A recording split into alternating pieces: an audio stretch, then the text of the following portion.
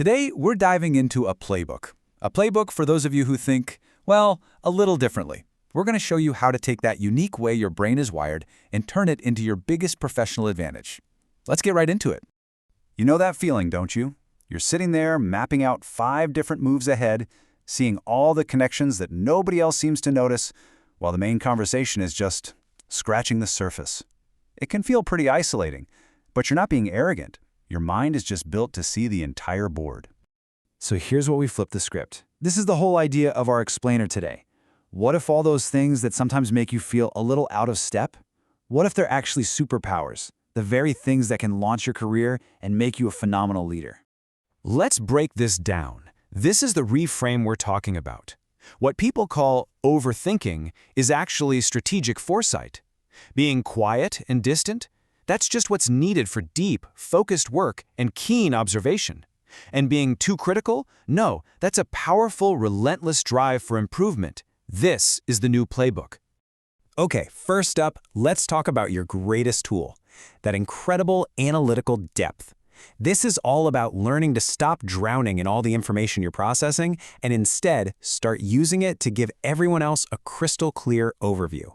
You know, there's actually a name for this. It's called hyperconnectivity.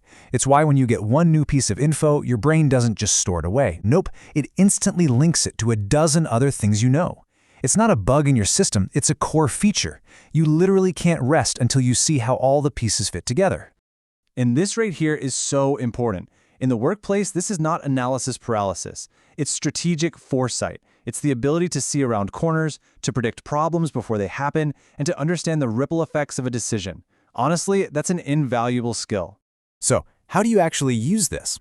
Well, instead of just pointing out a flaw, try framing your thoughts as what-if scenarios. Ask something like, this is a great start. What if we consider how this might affect next quarter's budget?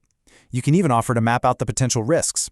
You're already running these scenarios in your head anyway. The trick is to make that thinking visible and valuable to the team.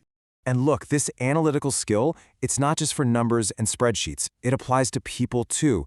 It's a powerful form of emotional intelligence. You don't just hear what someone says, you notice the slight hesitation in their voice, you see the unspoken dynamics in the room, you're reading between the lines. So while some people might see your quiet observation and think you're being distant, what you're actually doing is critical. You are gathering data on the human side of the equation. Who influences who? What truly motivates your colleagues, and where the real roadblocks lie. That's essential info for getting anything done. Which brings us perfectly to our next section, mastering quiet influence.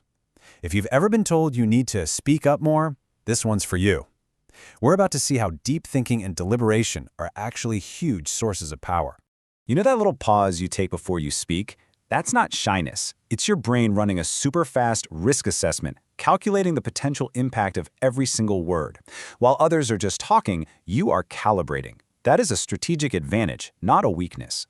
Now, to really make this work for you, try flipping how you present your ideas. Don't walk everyone through your whole meandering thought process. Instead, lead with the conclusion. Just say, I think we should choose option B. And here are the 3 main reasons why. It's confident, it's clear, and it makes you the person who cuts right through all the noise. And what about that need for alone time? That's not you being antisocial. Think about it. Constant interruptions break your flow. That solitude is a non-negotiable requirement for you to do the kind of deep, focused work that leads to real breakthroughs. You have to protect that time. All right, let's talk about the third pillar, your inner drive. You know, that voice in your head that's always pushing for things to be better, to be smarter, to be more true. It's time to harness that. If you're your own biggest critic, you probably have a high level of something called metacognition. It's basically the ability to think about your own thinking.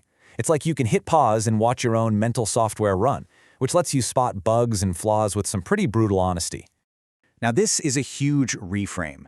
What feels like self-doubt or a lack of confidence is actually the engine of your growth.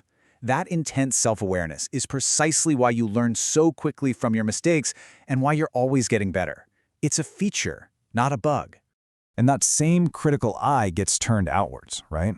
When you start questioning the status quo, you're not trying to be difficult. It comes from a really deep, genuine desire to fix systems that are clunky or just plain broken. Real innovation doesn't come from following the rules. It comes from asking if the rules even make sense anymore. So what happens when you put all of these traits together? You stop just being a top performer. you become something much more powerful. A leader who not only thinks, but who teaches everyone around them to think more deeply too. This quote says it all, really. Your ultimate value as a leader isn't just about having the right answer. It's about showing your team how you got there.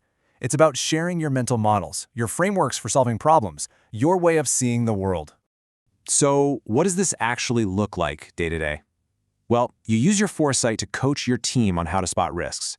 You use your love of depth to teach them to ask better, sharper questions. You explain the why behind what you do, not just the what. You create a space where it's safe to debate ideas because you value truth way more than easy agreement. You go from managing tasks to building thinkers. So there you have it. We've reframed overthinking into foresight, quietness into deep work, and being critical into a drive for growth. These are not burdens you have to manage. They are superpowers waiting for you to own them. So the only question is, which one are you going to start using on purpose first?